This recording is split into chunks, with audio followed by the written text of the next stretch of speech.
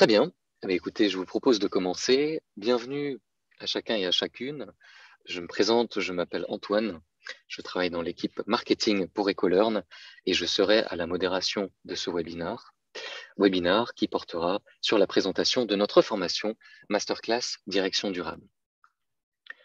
Aujourd'hui seront présents avec nous trois intervenants. Arnaud Herman, que vous avez déjà entendu, cofondateur d'Ecolearn, qui vous présentera en détail le programme de la formation. Et nous avons la chance aujourd'hui d'accueillir en qualité de témoins Muriel Blanc et Philippe Rondeau qui répondront à vos questions et témoigneront de la formation. Muriel vient de vous saluer à l'écran. Pour rapidement vous donner le déroulé de ce webinaire, et nous rentrerons ensuite dans le vif du sujet, nous aurons un mot d'introduction par Arnaud qui témoignera de certains changements de la RSE réactive à ce que nous appelons la transformation durable. Nous présenterons ensuite dans le détail la formation Masterclass Direction durable. Un troisième temps sera consacré bien évidemment au témoignage de nos deux alumni, Muriel et Philippe, et nous terminerons par un temps de questions-réponses. Sur les questions-réponses, vous pouvez à tout moment me contacter dans le chat pour me partager votre question et je m'assurerai de gérer la modération durant ce moment de Q&R à la fin de ce rendez-vous. Sans plus attendre, Arnaud, je te laisse la parole. Nous pouvons commencer. Merci beaucoup Antoine et puis bonjour à toutes et à tous. Ravi de vous accueillir pour ce webinaire de présentation de cette formation et j'espère que vous sortirez de là avec les réponses à toutes les questions que vous pouvez vous poser à propos de ce cursus.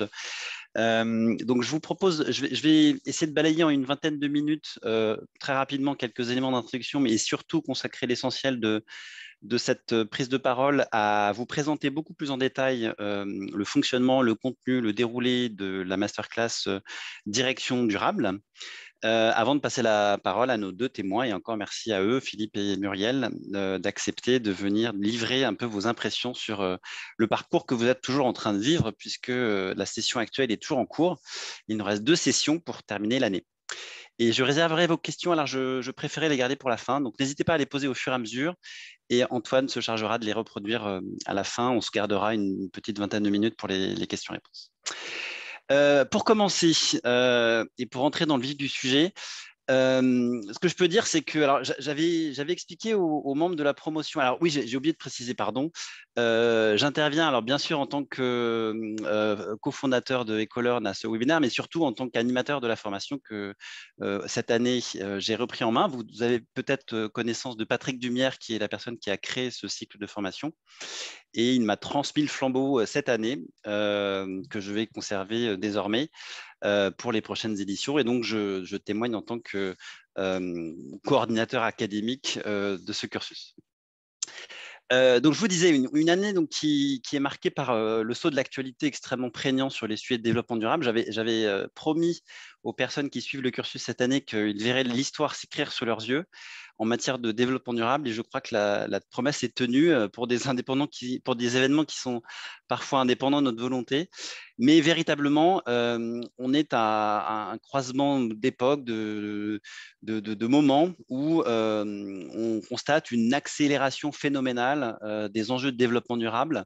Et l'histoire s'écrit véritablement sous nos yeux. Alors, on a l'habitude d'utiliser des emphases et puis des verbiages un peu prononcés pour souvent évoquer ces éléments-là, mais c'est véritablement ce qui se passe.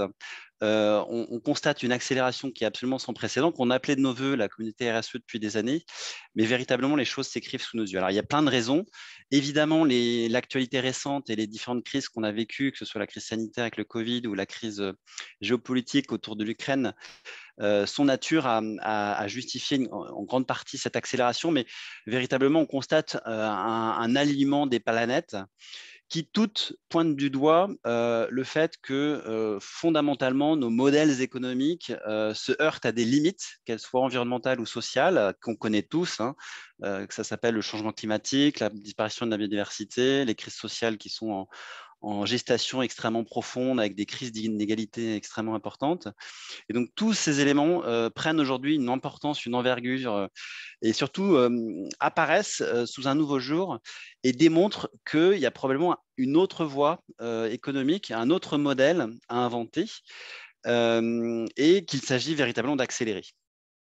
et à un point où aujourd'hui les dirigeants ont pris conscience, les dirigeants d'entreprise et politiques aussi ont pris conscience que il était temps d'agir. Et donc se passe un mouvement qui était nécessaire, c'est que le développement durable, sous sa forme actuelle qu'on désignait comme la RSE, la responsabilité sociétale d'entreprise, et qui par nature, malheureusement, était très périphérique au fonctionnement des entreprises, eh bien, est en train d'innerver le cœur même du réacteur, le cœur même du modèle économique. Et donc, cette mutation, on l'assiste actuellement sous nos yeux, et c'est véritablement ce basculement qu'il s'agit d'accompagner par des experts, par des gens qui sont compétents pour mener cette transformation.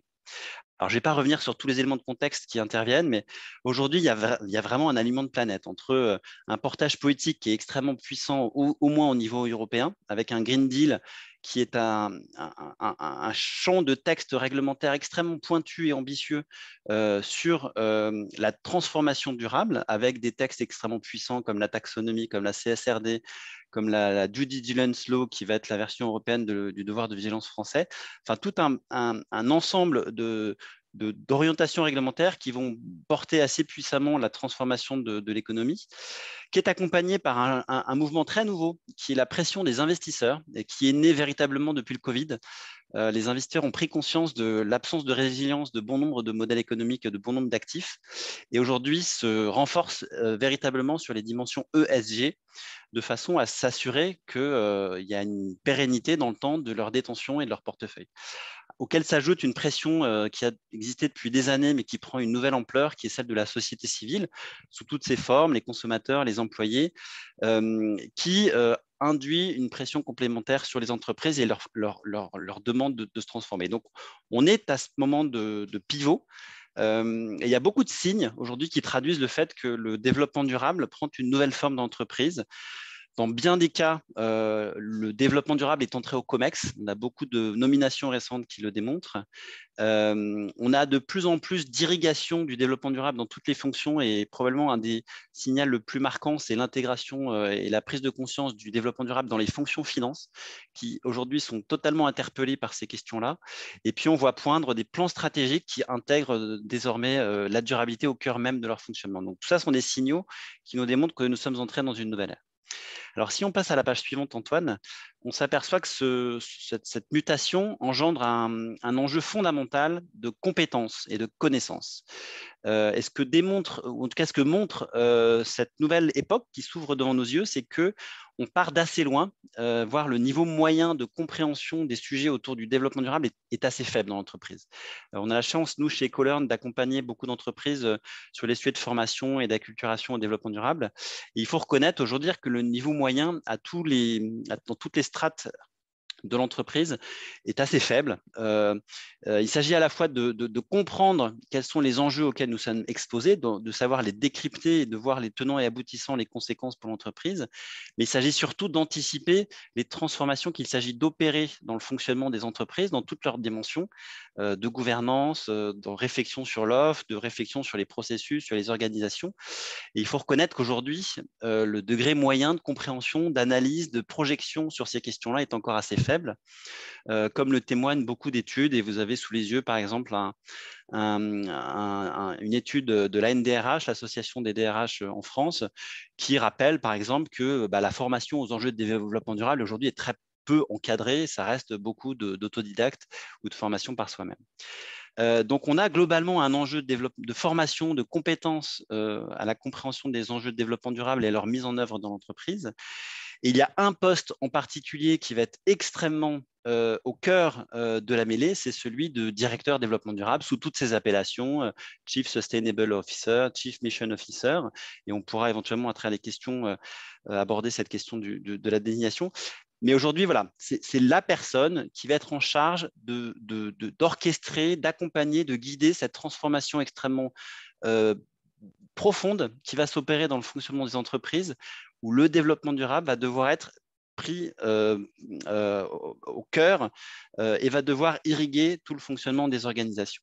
Et donc, c'est précisément à ce métier-là que nous souhaitons former vous qui êtes autour de ce webinaire aujourd'hui. Dans les prochaines années. Alors, si on passe à la page suivante, Antoine, Ce qu'il a lieu de dire, c'est que ce métier, il est exigeant, il est passionnant, mais c'est véritablement un ovni, un mouton à 5 pattes qu'on cherche à faire émerger. Alors, s'il fallait le caractériser, je dirais qu'aujourd'hui, le métier de CSO repose sur 2 grandes jambes. La jambe historique, qui était l'unique jambe par le passé, qui était la maîtrise de l'expertise liée au développement durable, et donc connaître toute la culture, le cadre des références, tous les outils méthodologiques qui permettent de déployer le développement durable en entreprise. Et puis, on aura l'occasion d'y revenir, mais c'est précisément un des objets de la formation. Mais vraiment avoir l'ossature, la grammaire de compréhension et de mise en œuvre du développement durable dans l'entreprise.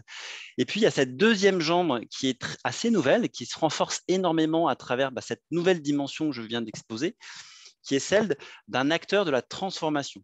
Et aujourd'hui, un futur directeur développement durable, c'est quelqu'un qui est assez solide ou très solide sur le BABA, sur la technicité, et qui a cette capacité complémentaire, supplémentaire, d'être un guide, un acteur de l'engagement de la transformation, et donc qui est capable de démontrer une vision à moyen et long terme, qui est capable d'apporter un cadre de transformation, qui est capable de lancer une dynamique, de convaincre en interne pour porter cette transformation.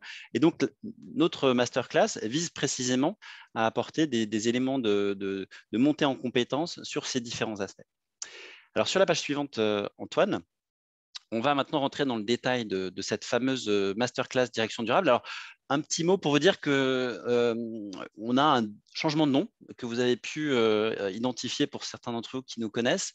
Les masterclass 21, qui est le programme actuel, changent de nom et deviennent les masterclass direction durable. À cela, plusieurs explications. C'est d'abord pour coller à cette évolution, c'est-à-dire qu'on a travaillé à une évolution assez en profondeur du contenu académique des masterclass 21, guidé par un fil rouge qui, chez nous, est la réflexion chez Ecolearn, la réflexion sur c'est quoi un modèle économique durable, comment on transforme une entreprise sous cet angle de durabilité. Et donc, on a été amené à retravailler le déroulé du programme et les différents contenus qui sont apportés à travers ce programme. Et puis, accessoirement, en termes pédagogiques aussi, on a essayé à aller plus loin dans l'articulation entre le présentiel et le distanciel, dont je vais vous parler juste après. Et donc, toutes ces évolutions mises bout à bout nous ont suggéré de renommer le programme autrement. Et accessoirement, avec l'essor d'Ecolearn et qui a l'ambition de devenir un acteur central de la formation auprès du développement durable, nous avons estimé que nous pouvions nous affranchir de la tutelle de centrale Supélec qui existait jusqu'à présent et de proposer un programme que nous portons par nous-mêmes désormais.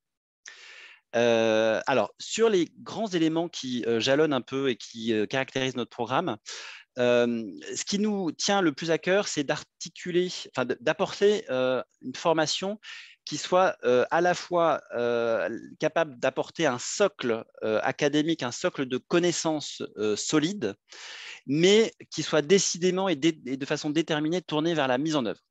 Et donc, tous les différents aspects qui composent cette formation sont sur cette balance entre une solidité académique et la capacité à vous projeter vers de l'opérationnalité. Alors, nous sommes sur un format qu'on appelle blended, donc qui mixe une formation en ligne et une formation présentielle. Et ça nous paraît un point important parce que ça permet d'apporter une formation qui est assez compatible avec vos activités professionnelles. Donc, on va pouvoir lisser la charge de travail. Quand vous êtes à la maison, au moment où vous avez le temps de le faire, et on estime qu'on a à peu près une journée de travail en préparation de chaque, 1 à 2 journées, hein, parce que parfois il y a des travaux à la maison complémentaires, en préparation de chaque session. Et puis nous avons nos sessions qui interviennent à peu près au rythme d'1 par mois pendant 10 mois. Qui sont, et je vais y revenir juste après, des moments, des temps forts, on va pouvoir approfondir et surtout avoir beaucoup d'échanges.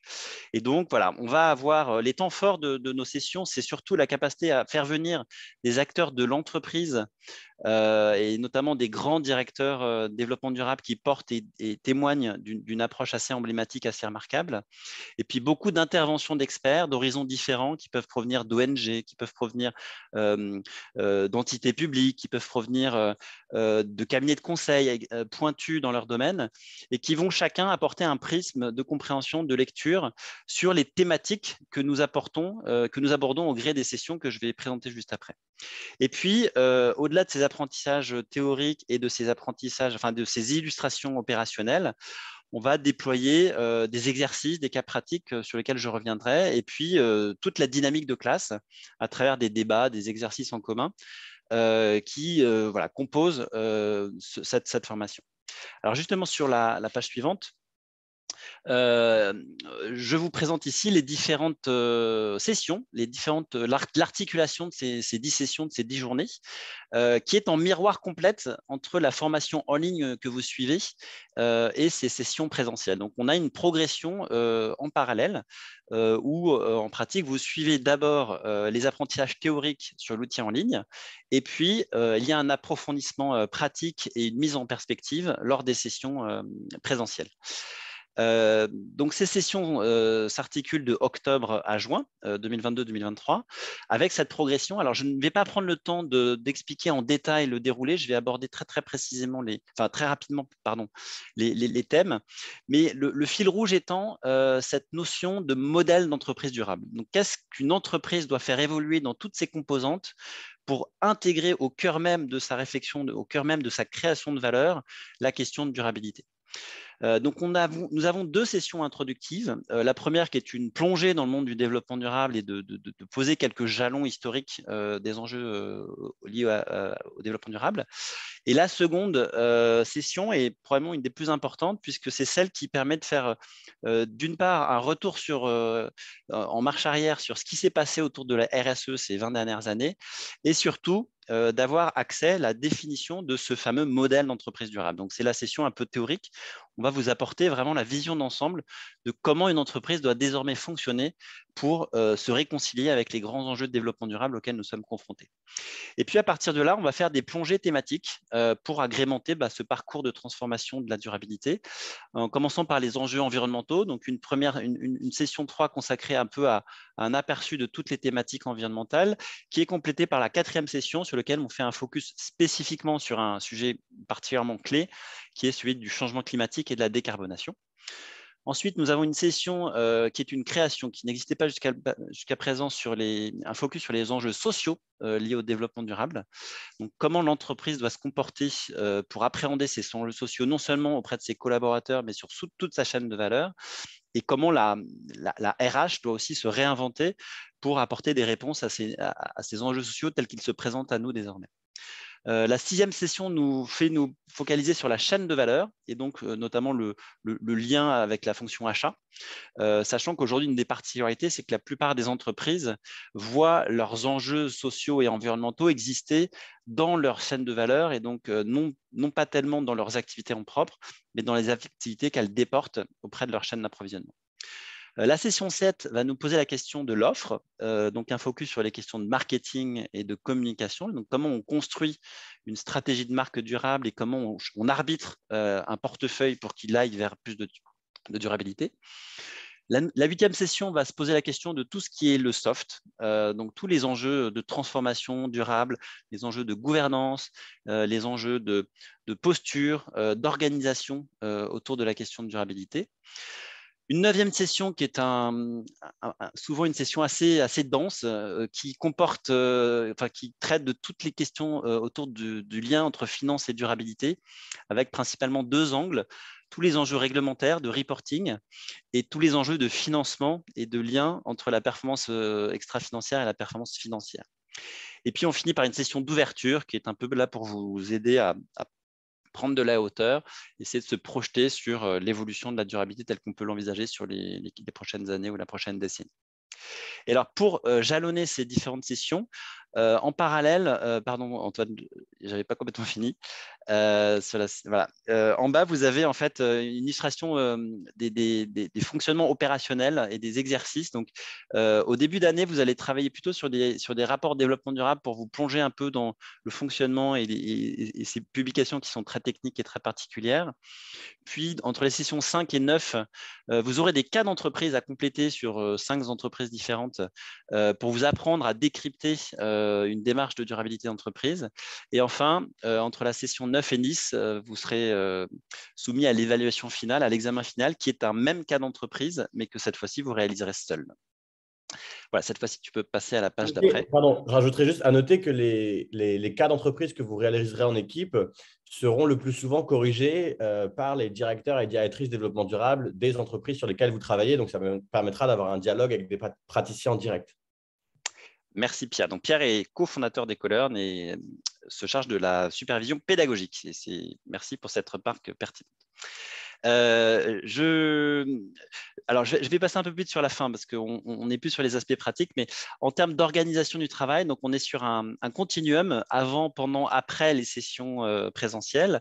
Donc, avant, vous avez un travail en chambre qui s'appuie principalement sur l'outil de formation en ligne, qui est compris dans le package de la formation.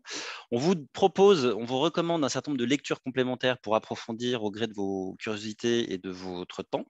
Et puis, des cas pratiques à préparer tels que je viens de vous le présenter. Les sessions sont consacrées véritablement à de l'échange et à de l'inspiration. Donc, c'est le maître mot. Alors, on fait un peu de rappel théorique et conceptuel, mais 80% du temps est véritablement consacré à ces deux aspects, donc échange et retour d'expérience à travers des intervenants de bonne qualité qui viennent témoigner de leur expertise ou de leur pratique. Et puis, après les sessions, le travail continue. Donc, vous avez éventuellement la possibilité de revenir sur les cas qui ont été traités et de les corriger. Et puis, nous avons un fil rouge d'animation, non seulement auprès de votre session, mais avec toute la communauté des alumni de Ecolearn, dont je reparlerai juste après, qui vous permet de prolonger l'expérience, de poser des questions, d'approfondir par rapport à vos problématiques propres dans les situations d'entreprise auxquelles vous êtes confrontés, etc., etc. Alors, sur la page suivante, je crois que oui, là, vous avez en fil rouge un petit outil qu'on met à disposition qui est une page Internet dans laquelle vous avez accès à tous les documents, toutes les informations qui vous permet de vous retrouver dans la chronologie, dans les attendus et en fil rouge de tous les… Voilà, donc c'est un peu votre repère qui vous guidera sur cette année de formation. Un mot également en page suivante sur les webinaires d'actualité, donc qui font partie intégrante de la formation. Alors, pour ceux d'entre vous qui ne les connaissent pas, il s'agit de webinaires organisés par Patrick Dumière, donc le 3e fondateur d'Ecolearn, qui chaque mois revient sur l'actualité autour du développement durable en cherchant à la mettre en perspective et en essayant de décrypter les grandes tendances qui structurent la vie économique et la vie politique autour de ces questions-là. Donc, ce sont des webinaires qui sont ouverts à tous. Le prochain aura lieu la semaine prochaine, justement. Et dans le cadre des formations que nous proposons sur les masterclass direction durable, nous vous suggérons, voire nous vous recommandons vivement de suivre ces webinaires chaque mois. Et on revient dessus lors des sessions préventielles pendant un temps consacré aux enjeux d'actualité. Page suivante, nous avons, je crois, le déroulé des sessions. Donc, ça tombe des jeudis sur des dates assez régulières, en évitant les vacances scolaires, évidemment. Et donc, les sessions, alors, leur organisation varie parfois d'une fois sur l'autre, mais globalement, on reproduit à peu près toujours cette même structure. Donc, une matinée avec un temps plutôt d'accueil et de travail collaboratif, donc de classe inversée, où on favorise le débat et l'échange au sein de la promotion. Promotion qui compte une 60aine de personnes, donc qui permet d'avoir aussi des répartitions en sous-groupes. Ensuite, nous avons la plupart du temps l'intervention d'un ancien de la promotion d'avant qui vient témoigner en donnant un peu un aperçu des coulisses. Donc, comment ça se passe vraiment dans la vraie vie pour mettre en place une démarche de développement durable, quels sont les obstacles, à quoi est-on confronté, comment on les contourne, ce qui est souvent très apprécié parce que ça vous permet de toucher du doigt la réalité du métier et la réalité des enjeux auxquels opérationnellement on peut être confronté. Alors, ce que je n'ai pas dit évidemment, c'est que chaque session est teintée de la thématique que l'on aborde.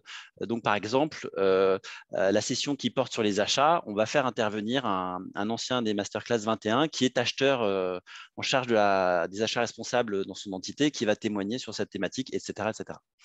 En fin de matinée, la plupart du temps, on a soit un complément méthodologique avec un focus sur un outil, ça peut être l'analyse de matérialité, ça peut être le bilan carbone, ou un complément théorique pour approfondir le concept qui est abordé dans la journée. Un déjeuner sur place qui vous permet de networker. Et puis l'après-midi est plutôt consacré aux interventions. Alors on peut la plupart du temps commencer l'après-midi par un temps un peu plus ludique, des ateliers. On a un atelier pour travailler sur par exemple le changement climatique, on a un atelier pour jouer autour des enjeux de greenwashing, etc. Donc on a développé plusieurs petits modules. Et dans la deuxième partie de l'année, ce sera plutôt consacré à la correction des cas. Donc, chaque session, en général, il y a 2 groupes qui viennent rapporter le cas d'entreprise sur lequel ils ont travaillé et exposer leurs conclusions. Et à partir de là, on ouvre le bal, j'allais dire, des interventions. Donc, une première partie qui est consacrée plutôt à des interventions un peu plus courtes, 45 minutes en général, d'experts de différents champs. Donc, on a pu recevoir des experts de Oxfam, des experts de Cantis, de EcoAct, de EcoVadis, enfin tous ces acteurs qui font et qui sont au contact de ces thématiques, en privilégiant des angles de vie assez différents. Et puis la deuxième partie de l'après-midi est un peu le point d'orgue, et c'est la présentation assez longue, assez développée d'un acteur de l'entreprise qui vient témoigner d'une démarche assez emblématique. Donc à ce titre, on est amené à accueillir un peu toutes les grandes références des démarches de développement durable de l'entreprise.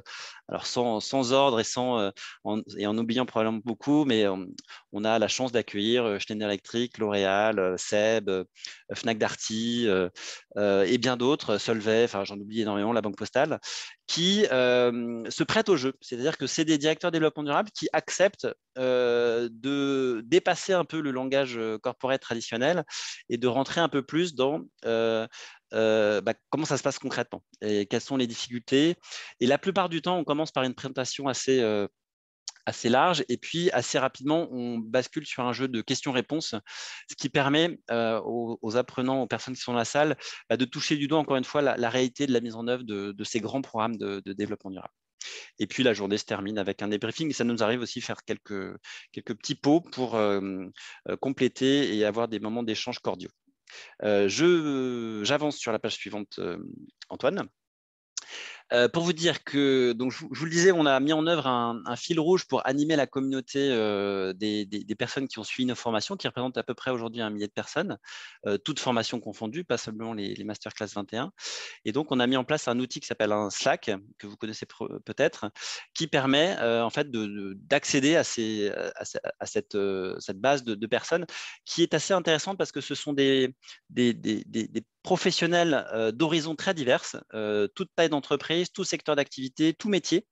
On va trouver à la fois des gens qui viennent de la finance, du marketing, du juridique, du monde du conseil, des achats, enfin un peu tout, et qui se regroupent pour partager des problématiques. Donc, dans ce fil Slack sont découpés des canaux qui sont thématiques, qui sont sectoriels, dans lesquels vous inscrivez de façon volontaire et qui vous permettent d'interagir, de poser des questions, de structurer des réflexions de façon assez autonome, assez volontaire, et de prolonger l'expérience de formation et surtout de se confronter à la réalité de la mise en œuvre opérationnelle. Donc, vous aurez accès évidemment à ce Slack en tant que participant à la formation. À noter également que nous sommes partenaires du réseau MR21, qui est un des principaux réseaux en France qui réunit des managers qui sont engagés. Donc là aussi, c'est un réseau qui dépasse le monde de la RSE et des acteurs du développement pur pour englober des managers qui proviennent d'horizons différents et de métiers différents. Je crois que j'ai à peu près tout dit. Donc, pour résumer, ayant été assez bavard et avant de passer la parole à Muriel et Philippe, ce qu'il faut retenir, donc les masterclass direction durable, c'est donc une formation qui s'échelonne sur 10 mois, en format mixte, en ligne et présentiel, avec une articulation et un miroir qui progresse au fil des 10 sessions, sur lequel on met un accent particulier sur des exercices, des méthodologies et des cas pratiques qui tous vont illustrer cette réflexion sur le modèle d'entreprise durable. Une formation qui vous permet d'accéder et d'approfondir à travers une communauté qui grandit jour après jour extrêmement riche de personnes qui partagent vos problématiques et qui partagent aussi votre enthousiasme et votre motivation à faire changer les choses et qui se concrétise par la délivrance d'un diplôme que Ecolearn vous remettra en fin d'année. Voilà, je crois que je n'ai pas, enfin j'ai tout dit. Antoine, je te laisse peut-être passer la parole à nos invités. Merci beaucoup Arnaud, merci pour cette présentation, on est très bien sur le timing. Je remercie aussi les gens qui commencent à partager leurs questions dans le chat. Je les ai bien sûr recensées et nous pourrons y revenir. Passons sans plus tarder au moment de témoignage. Nous sommes ravis d'accueillir Muriel Blanc et Philippe Rondeau avec nous aujourd'hui. Muriel et Philippe, je vous laisse choisir qui répondra en premier. Je commencerai ce moment de témoignage en vous posant la question suivante. Vous qui participez en ce moment en masterclass, que pensez-vous de la formation, les points forts, les aspects pédagogiques, d'autres éléments que vous aimeriez relever, et comment pensez-vous l'utiliser dans le cadre de votre activité professionnelle? Muriel, je vous laisse peut-être répondre en premier. Alors, il faudrait juste réactiver votre micro. Je disais que j'allais, bonjour tout le monde, je disais que j'allais passer le micro à mon ami Phil, parce qu'on est dans le même groupe en fait sur les cas. Donc du coup, j'y vais si vous m'avez passé la parole. Qu'est-ce que j'en pense? Bon, en fait, ce que vous a présenté Arnaud est tout à fait est vrai, en fait. Je pense qu'il a tout à fait, au-delà de la présentation, je dirais corporate, hein, de la masterclass, ce qui est hyper important pour moi, c'est de voir qu'en effet, il y a ce contenu pédagogique en ligne qu'on peut avoir. Donc ça, c'est très pratique puisque chacun s'organise en fait par rapport à son temps pour aller piocher dans les leçons. Et quand on est vraiment en présentiel, une fois par mois, on zoome sur ces sujets-là. Donc, il n'y a pas un côté du tout scolaire où on refait la leçon. Au contraire, on est vraiment, et Arnaud sait rentrer dans les sujets. Et pour moi, ce qui a été hyper important, c'est que de mon parcours, en fait, pour vous situer un peu l'apport, c'est que moi, j'ai démarré en 2018 une démarche RSE dans une petite PME familiale française dans la pharma et la cosmétique, et du coup, avec zéro connaissance du sujet. Donc, petit à petit, j'ai appris sur le tas en pur autodidacte. Je me suis sensibilisée à ça. Et finalement, là, en l'espace d'une année, j'ai gagné, je pense, 10 ans d'apprentissage que j'aurais pu faire toute seule. Et au-delà même de ça, c'est que je trouve que dans l'application concrète que j'en fais déjà aujourd'hui, donc je ne vais pas attendre la fin de la 10e leçon, hein, mais c'est d'avoir de la hauteur d'esprit par rapport à ce qu'on fait. La méthode, c'est important. Et surtout, je trouve ce qui est très puissant dans ce qu'Ecolearn propose, c'est que ça développe un mindset, un esprit critique qu'on aiguise à chaque mois, je dirais. Et c'est ça vraiment qui est critique, parce que les sujets qu'on aborde sont complexes, ils sont transverses. Comme disait Arnaud, c'est une espèce de mouton à 5 pattes qu'il faut mettre en route. Et les outils proposés, les revues de presse, la grande qualité des témoignages qui sont proposés, tout ça fait de nous, je pense, progressivement, petit à petit, on se dégrossit, on est peut-être un peu moins naïf sur les sujets, et en tout cas, moi, je ressors avec beaucoup plus de force pour quand je reviens dans ma boîte. En fait, je me sens plus équipée, moins seule, parce qu'on échange pas mal entre nous, et je peux que recommander en fait cette formation pour qui souhaite vraiment mettre en place une démarche systémique, je dirais, dans son entreprise. Super, merci beaucoup Muriel. Je laisse la parole à Philippe s'il veut compléter cette prise de parole avec son expérience à lui. Oui, bonjour à tous. Il ne me reste plus grand-chose à ajouter, hein. Non, mais je pense redire ce qui a déjà été dit, mais le contenu est extrêmement riche. Alors, c'est très important d'avoir entre deux sessions justement le temps de se plonger dans toute la partie plus théorique, etc. Et honnêtement, on n'a pas le temps. Enfin, il y a le contenu et puis il y a toutes les lectures supplémentaires. Donc, on pourrait en faire beaucoup plus en tout cas moi, que ce que je fais, parce que c'est pas évident. Mais en tout cas, on a toute une quantité d'infos disponibles qui est extrêmement riche et qui permet de bien rentrer dans dans chaque sujet.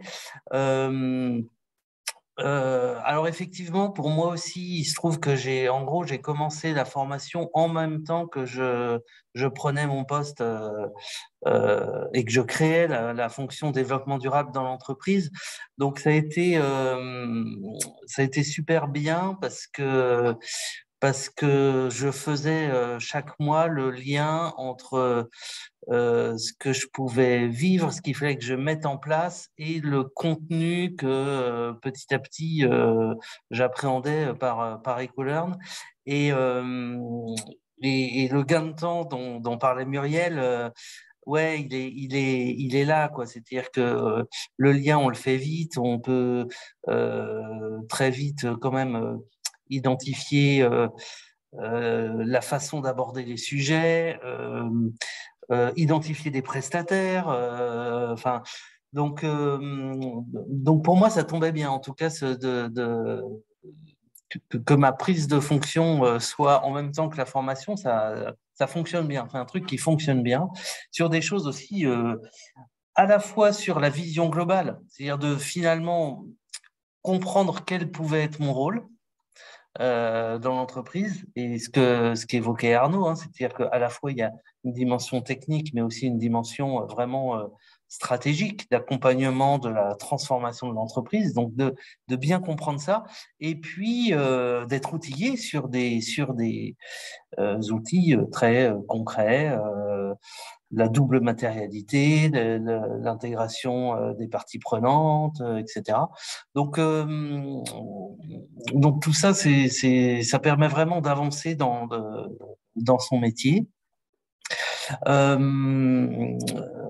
Bon, effectivement, tous les témoignages de professionnels qu'on a chaque mois, ils sont très inspirants. Nous, cette année, on a tapé très fort dès le début avec, enfin, moi, je me souviens très bien des 2 premiers témoignages. On a eu Schneider, on a eu Essilor, et là, on se dit, waouh! Mais moi, je suis à 3000 années-lumière de ça dans mon entreprise. Mais non, c'est super inspirant, ça donne envie. Et puis, on a aussi des témoignages, et ce que disait Arnaud, c'est vrai que les professionnels qui viennent, ils jouent le jeu, c'est-à-dire que vraiment, on leur pose des questions, on est parfois incisif et ils acceptent ça. Et donc, ils révèlent aussi toutes les difficultés de ce métier, les dilemmes que ça pose, les contradictions parfois, etc. Et ça, c'est rassurant aussi. Et comme disait Muriel, on se sent moins seul parce que aussi, entre nous, on échange et que c'est important parce que quand on revient dans les entreprises, souvent, là, on se retrouve un peu plus seul. Et donc, ces échanges-là, ce réseau-là, il est extrêmement important. Voilà, qu'est-ce que je pourrais rajouter? Enfin, ce que je trouve aussi très intéressant dans la formation, c'est que au-delà d'une formation, il y a aussi quelque part une vision presque philosophique hein, de ce qu'est l'entreprise durable. Donc, intellectuellement, c'est très stimulant. Et donc, je trouve qu'il y a finalement ce mix entre formation et think tank, parce que aussi chaque mois, on a beaucoup d'échanges sur l'actualité, sur les questions que ça pose en termes de durabilité. Ces derniers temps, on a pas mal parlé de ce qui se passe en Ukraine et des questions que ça pose sur le rôle des entreprises, leur dimension géopolitique et voilà. Donc c'est ce lien-là aussi qui est très stimulant et que finalement, ça montre bien que ce métier, il est encore en train de s'inventer, il est en train de se créer, que, comme disait Arnaud, hein, il nous avait promis une année d'actualité sur cette dimension développement durable et effectivement, on la vit chaque mois avec quelque chose de nouveau. Donc, ce côté évolutif, il est très intéressant et on a vraiment dans le cadre d'EcoLearn le sentiment d'y contribuer et de le vivre en direct et ensuite quand on est dans l'entreprise d'essayer d'essaimer ça. Donc voilà, c'est une formation passionnante. Merci beaucoup Philippe pour ce témoignage.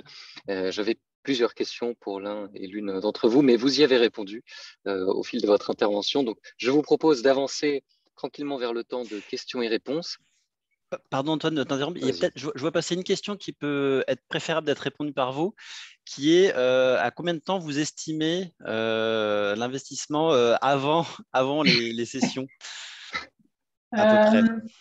À peu près, tu disais une journée, Arnaud, je pense que c'est au bas mot parce que moi, je suis un peu dans la seringue depuis plusieurs mois dans le boulot, donc j'ai peu de temps pour respirer, mais je pense qu'une journée, c'est un minimum pour vraiment en tirer quelque chose de fort. Donc, je pense qu'on peut faire à moins en dilettante, mais ça me semble le minimum syndical pour pouvoir vraiment aller au bout, enfin, aller pas forcément au bout, mais de creuser davantage certains sujets. Moi, j'ai la frustration de ne pas faire plus. Mais bon, après, les cours, on les a aussi en support électronique, donc on peut y revenir. Ça, c'est un vœu pieux que je fais pour cet été. Mais et vos lectures aussi, elles sont super inspirantes. Ouais, je pense que c'est une grosse journée. Et au début, j'avais compris, moi, je t'ai dit un quart d'heure par jour. Bon, en fait, dans la vraie vie, ça se passe jamais comme ça. Mais je pense qu'une journée, c'est. Et je vous recommande de vous bloquer des demi-journées de week-end pour vraiment rentrer dans le sujet parce qu'on ne peut pas passer 20 minutes, revenir. Enfin, je pense que c'est pas super efficace. Philippe, je ne sais pas ce que tu en penses, mais Ouais. Non, mais je confirme. C'est une journée, c'est vraiment un minimum. Et ça se fait pas un quart d'heure par jour, chaque jour. Faut quand même se bloquer des plages horaires parce que enfin, voilà, ça demande de l'état d'esprit disponible. Donc, faut y passer un peu de temps. Après, j'ai envie de dire que ça dépend ça dépend des mois, ça dépend des sujets. Parce que peut-être qu'il y a des sujets, où on y a un petit peu moins d'intérêt ou c'est moins d'actualité pour soi. Donc, effectivement, on peut y passer un peu moins de temps. Et puis, alors, quand c'est des sujets où, au contraire, on est en plein dedans, alors là, c'est sûr que naturellement, c'est 2, 3 jours parce que il y a un vrai intérêt aussi par rapport à son actualité dans l'entreprise, d'aller creuser, d'aller mieux comprendre, d'aller lire d'autres choses, etc. Et avec Philippe, par exemple, on a travaillé sur un cas d'entreprise commun dans notre groupe. On était 5 ou 6, je ne sais plus. Ça nous a pris un petit peu de temps. Donc, c'est sur une période très donnée. On a été assez disciplinés, mais Oui. c'est à bien intégrer dans vos agendas parce que c'est. Enfin, ouais, de toute façon, ça en vaut tellement la chandelle pour vraiment s'investir et se donner du temps. Mais moi, si je devais le refaire, je me mettrais plus de temps libre. Bien, merci pour votre franchise. Mais effectivement, là, on sait que la vie professionnelle fait qu'on aimerait avoir beaucoup de temps à y consacrer. Et malheureusement, la réalité se rattrape à vous. Mais en tout cas, ça a été conçu, je crois, pour vous permettre d'être assez flexible par rapport à vos différentes contraintes professionnelles. Exactement. Et c'est aussi pour ça, si je peux rajouter, que en fait, tout le contenu est accessible à vie. Et donc, comme disait Muriel, la formation termine au mois de juillet, mais que ce soit cet été ou l'été prochain, les contenus sont mis à jour. Donc, on continue à les mettre à jour et vous aurez accès à vie à ces contenus en fait en tant qu'alumni Ecolearn, quoi.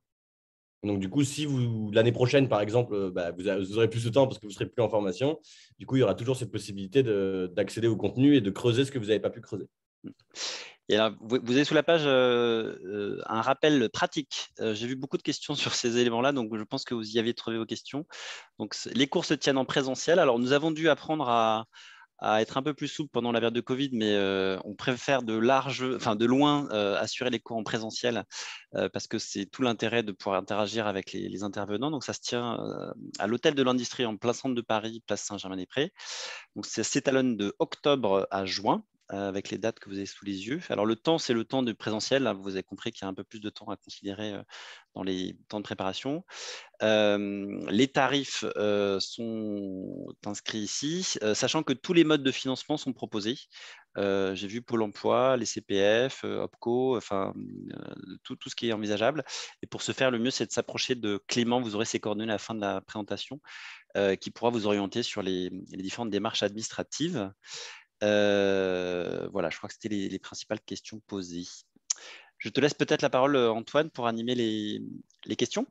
Tout à fait. Écoutez, on peut maintenant entrer dans le temps de questions-réponses. N'hésitez pas, Arnaud, Muriel ou Philippe, à rebondir sur certaines choses que vous-même vous auriez vues. La première question que j'aimerais poser, elle a été posée en tout début de webinaire. Quels sont les prérequis pour participer ou candidater à la formation Masterclass Direction Durable? D'accord. Alors, je vais répondre à cette question et puis à une autre que j'ai vue aussi qui est le profil de la promotion et un petit peu quels sont les postes auxquels on se destine. Donc, je vais peut-être même plutôt commencer par la fin pour revenir aux prérequis. Donc, cette formation est destinée aux personnes qui vont porter de façon très incarnée la transformation durable que j'ai décrite au début de cette intervention. Et pour autant, on ne s'adresse pas exclusivement aux seuls futurs directrices développement durable, CSO et autres désignations.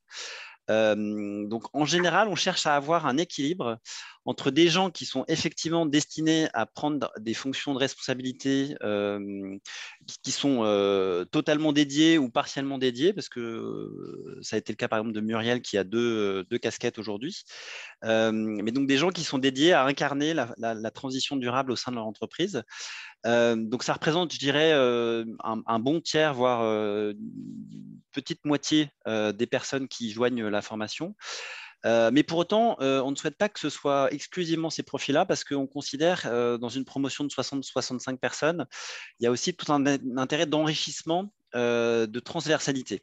Et donc, on accepte aussi des personnes qui vont porter la responsabilité du développement durable dans d'autres fonctions, qui peuvent être les achats, le marketing, l'innovation. On a des personnes qui viennent, par exemple, de Solvay ou d'Air Liquide qui sont en charge de l'innovation dans ces entreprises, ou d'autres métiers, des juristes, qui peuvent voilà, porter une autre voix et un autre regard sur ces questions-là, mais aussi des gens qui sont extérieurs à l'entreprise, et je pense en particulier à des personnes en conseil, qui peuvent être dans des grosses entités de conseil ou en freelance, qui également viennent apporter un regard complémentaire, différent sur le rôle et l'action de transformation autour du développement durable. Donc, le profil est un peu celui-ci. Donc, des gens qui sont en entreprise, soit en poste de directeur DD, soit en poste de porter le développement durable dans d'autres fonctions, et des gens qui sont dans plutôt issus de l'univers du conseil. Cela dit, qui représentent tous les secteurs d'activité et toutes les tailles d'entreprise. On a aussi des gens qui viennent de la start-up, qui viennent d'entreprises plus petites, même si, je dois le reconnaître, la plupart sont issus de grandes entreprises. Alors, cela étant précisé, donc les prérequis. En réalité, on n'a pas de prérequis techniques. Donc, lorsque vous vous inscrivez au masterclass, vous déposez un dossier d'inscription avec un certain nombre de questions qui viennent notamment juger de votre parcours, mais aussi de votre motivation et des considérations de parcours professionnel dans lequel cette formation s'inscrit. Et c'est véritablement ces éléments-là qui sont les plus déterminants. C'est-à-dire que ce qu'on va juger au moment d'évaluer votre candidature, c'est la cohérence de la formation par rapport au parcours professionnel que vous cherchez à réaliser. Par ailleurs, on va quand même pointer du doigt votre parcours professionnel pour vérifier que vous êtes dans des niveaux de responsabilité qui correspondent à ceux qu'on a l'habitude d'accueillir, c'est-à-dire des gens qui sont capables d'impulser la transformation de l'intérieur dans l'entreprise. Donc, je dirais que ce sont les deux prérequis les plus importants. Sachant qu'on regarde évidemment votre background en matière de développement durable, mais ce n'est pas le critère le plus important. Le critère le plus important, c'est vraiment celui de la cohérence du parcours professionnel par rapport à cette formation. Voilà, je crois que j'ai à peu Je peux près rajouter tout quelque dit. chose. Je rajouterai juste un petit détail sur le fait que Ecolearn, c'est une entreprise à mission et que notre mission, c'est de vous aider à transformer votre entreprise ou votre carrière vers plus de durabilité. Et dans ce cadre-là, si vous candidatez ou que vous nous envoyez un message ou que vous prenez rendez-vous avec nous, on vous guidera de manière hyper transparente vers les formations qui vous correspondent le mieux. Donc, soit des formations au sein d'Ecolearn, puisque là, les masterclass direction durable ne sont qu'une formation parmi d'autres, soit si chez nous, on n'a pas de formation qui vous corresponde, on a une très bonne connaissance de tout l'écosystème de formation en France et en Europe, et on n'a aucun problème pour vous renvoyer vers des compétiteurs si jamais le profil ne correspond pas. Donc, si vous candidatez et que ça ne correspond pas, dans tous les cas, on ne vous dira pas juste non, jamais. On vous propose un parcours qui correspond avec vos objectifs professionnels et ce qu'on estime être vos capacités X et Y. Et après, on discute de toute façon. Hein. On parle aux gens, etc. Donc, c'est quelque chose qui se construit ensemble. Donc, n'hésitez pas, même si l'idée, ce n'est pas du tout de mettre de barrières pour empêcher les gens de communiquer ou se dire « je ne peux pas le faire ». Voilà. Voilà. Et peut-être un point que vous posez, c'est que quel est le taux de validation des inscriptions? Aujourd'hui, on a à peu près 2 fois plus de demandes que de places. En tout cas, c'est ce qu'on a constaté l'année dernière. Donc, il y a quand même une sélection qui intervient. Et alors ça, vous pouvez penser que je vous pousse à la consommation, mais plutôt vous inscrivez, mieux c'est, parce que ça nous laisse le temps d'analyser votre dossier et d'éviter de vous retrouver sur liste d'attente. Et par expérience, la liste d'attente commence à intervenir dans la deuxième moitié du mois de mai, donc généralement vers la fin du mois de mai. Et donc après, on joue avec la liste d'attente. Antoine, d'autres questions peut-être? Oui, suite des questions qui a été posée plusieurs fois, c'est autour du sujet de la certification. Cette formation est-elle certifiée? Alors, la formation est certifiante, oui. Donc, vous verrez remettre à l'issue de cette formation une certification qui sera remise par Ecolearn. Alors, je sais que la question a été posée aussi de la relation avec Centrale. Donc, je l'ai évoqué, Centrale Supélec, qui était notre partenaire sur les Masterclass 21. Mais effectivement, nous avons pris la décision de nous autonomiser par rapport à cette école très renommée pour plusieurs raisons. Mais la principale, c'est que on nourrit beaucoup d'ambition, on ne va pas se le cacher. Enfin, on estime que nous sommes aujourd'hui capables de devenir un acteur majeur de la formation, nous, Ecolearn, la formation au développement durable dans le monde professionnel. Et ça nous paraissait un pas significatif et logique de prendre notre indépendance et de revendiquer la capacité à émettre des certifications par nous-mêmes. Donc, c'est ce que nous faisons à compter de cette année, sachant que nous avons d'autres formations, comme le rappelait Pierre, et que nous sommes en train de proposer des diplômes dans différents domaines. Et en 2 mots, notre objectif, c'est non seulement de former les professionnels qui vont porter la transformation durable en tant que responsable développement durable, mais aussi les professionnels de tous les métiers. Et donc aujourd'hui, nous sommes en train de créer des formations certifiantes pour des acheteurs durables, des responsables de la stratégie climat, pour des futurs responsables de la finance durable, responsables du marketing durable, etc., etc. Et un petit détail pour ceux, parce que je comprends tout à fait qu'il y a des gens pour qui le diplôme d'une grande école d'ingénieur soit très important. Et pour les gens qui seraient dans cette situation, sachez que la formation, les fondamentaux de l'entreprise durable existent toujours chez Ecolearn et donne le titre RNCP de niveau 7, donc exactement le même diplôme que donnaient les Masterclass 21. Donc du coup, si jamais il y a des gens qui seraient plus intéressés par le diplôme que par la formation en elle-même, vous pouvez suivre la formation fondamentaux de l'entreprise durable et répondre aux conditions de certification. Et dans ces cas-là, vous aurez le diplôme Centrale Supélec qui était fourni par les Masterclass 21. Merci pour ces réponses. On va peut-être maintenant rentrer plus dans le détail des formations. On a eu beaucoup de questions un petit peu précises. Je vais vous en lister quelques-unes. Répondez-y dans l'ordre où vous voulez. La première sur le sujet, c'est est-ce que les thèmes qui sont abordés au fil des masterclass prennent en compte un scope, un périmètre international, ou est-ce qu'on est plutôt centré sur la France ou les questions européennes? Alors oui, je l'avais vu. Alors nous avons résolument l'ambition de réfléchir à une vision internationale, mais le plus juste serait de dire que nous nous inscrivons dans une dynamique européenne. Donc, nous avons résolument, enfin, il se trouve que les attitudes, enfin, il y a une vraie dynamique continentale autour de la durabilité. Le continent européen est globalement plutôt en avance sur la réflexion d'un modèle économique durable et de tout ce que représente la réconciliation de l'activité économique avec les enjeux de développement durable. Et c'est véritablement dans cette échelle continentale que s'inscrivent nos formations, sachant qu'aujourd'hui, le là réglementaire est porté beaucoup par la Commission européenne et par ce fameux Green Deal. Je vous ai cité quelques textes juste avant, mais aujourd'hui, le tempo réglementaire s'inscrit dans un tempo réglementaire européen, et c'est précisément dans cet horizon géographique que s'inscrivent nos réflexions et nos formations, même s'il est vrai qu'il faut reconnaître que la plupart de nos témoins d'entreprise sont plutôt des témoins d'entreprises françaises, même si beaucoup d'entre elles sont des entreprises multinationales, donc d'ampleur mondiale. Et si je peux rajouter quelque chose, cette dernière journée qui avait été mentionnée pour prendre de la hauteur, on a une intervenante favorite qui vient et qui parle de la géopolitique de la durabilité, c'est-à-dire de comment est-ce que la durabilité s'est construite au niveau international en fonction des intérêts géopolitiques des pays X et Y. Et elle explique notamment très bien les différentes conceptions de qu'est-ce que c'est que la durabilité en fonction des continents et des aires géopolitiques, donc Afrique, Afrique du Nord, Asie du Sud-Est, Amérique du Sud, etc., etc. Mais c'est plus dans une dynamique de prise de hauteur. Très bien. Merci Arnaud, merci Pierre. Peut-être finir avec une dernière question et on arrivera ensuite tranquillement au temps de conclusion, qui sera peut-être adressée cette fois plus à Philippe et Muriel, qui concernait tout simplement la constitution des groupes de travail. Et j'ai envie de la généraliser autour des affinités qui peuvent naître au sein de la promotion. Est-ce que vous aimeriez témoigner de ça ?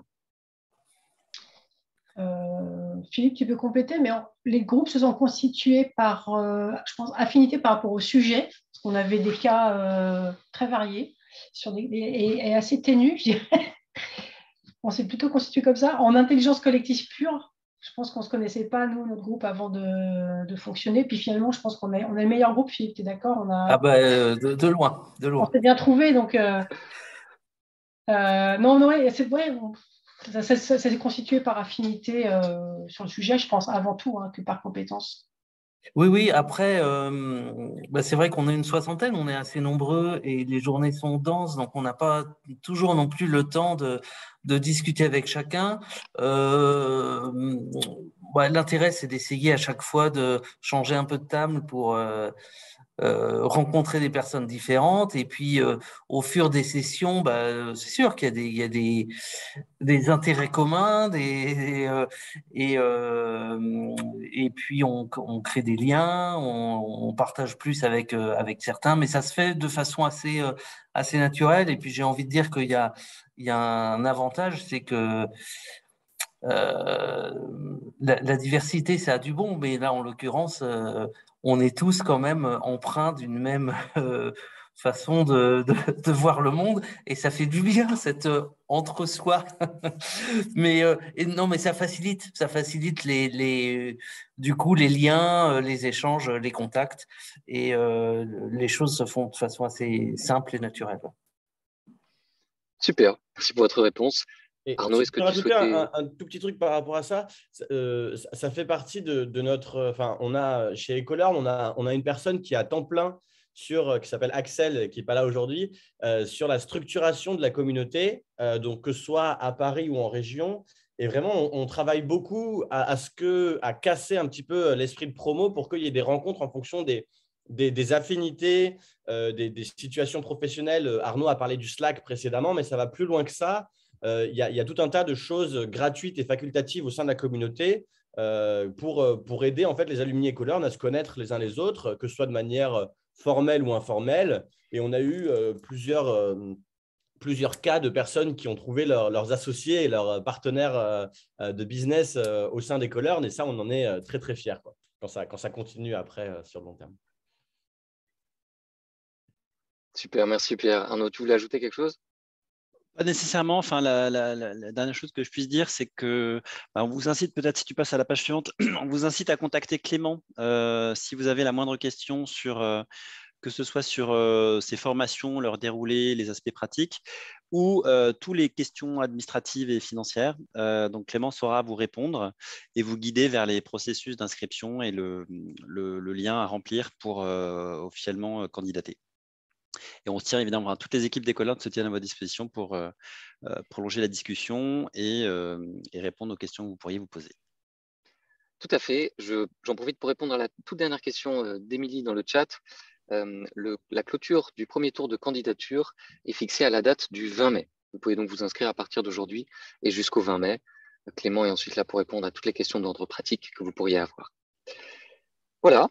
Il est temps de conclure ce webinaire de présentation. Merci à chacun et chacune. Merci Arnaud, Philippe, Muriel, Pierre pour vos interventions. Merci à nos participants et participantes. Nous restons à votre disposition si vous avez des questions et vous recevrez par mail le lien replay de ce webinaire ainsi que les slides.